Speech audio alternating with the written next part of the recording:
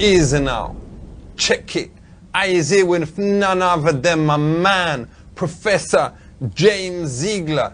Him was the head of something called the IMS, which stands for the Immigration Naturalization Society. Service. Wicked. What is Homeland Security?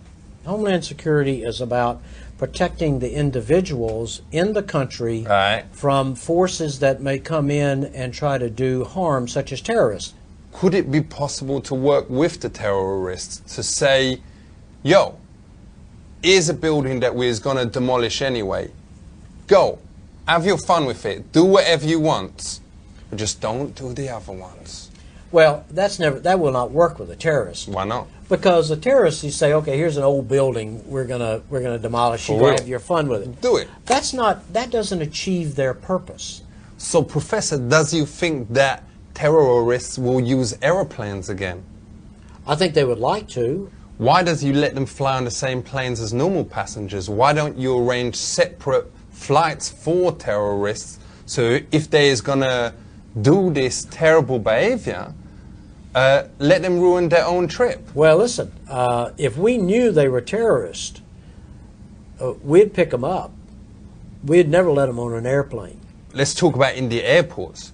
You know those machines that beep when you've got coins in your pocket?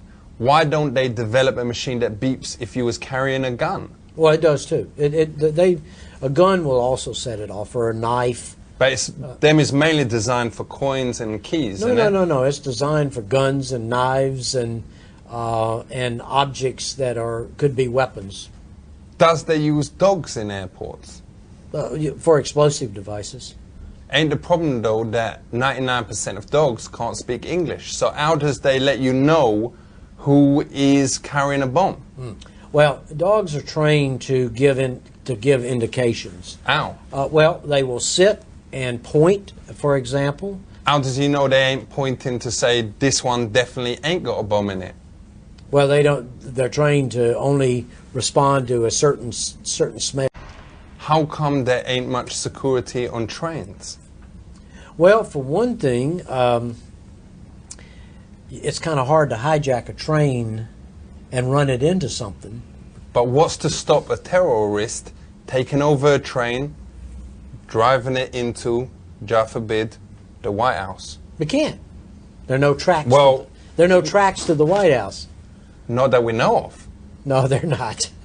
How does he know they ain't been building one? The White House is so protected, there's no way of building tracks to the White House with the Secret Service and all the barriers that are around it. Well, you'd have to have someone in on it, on the inside, innit? But they would have to build them on someone who was like, No, even that. They'd have to build them on top of the ground, and they'd have to go right to the White House. There's no way of being on the inside of that. How difficult is it to get a green card? A Brit marries an American, let's say.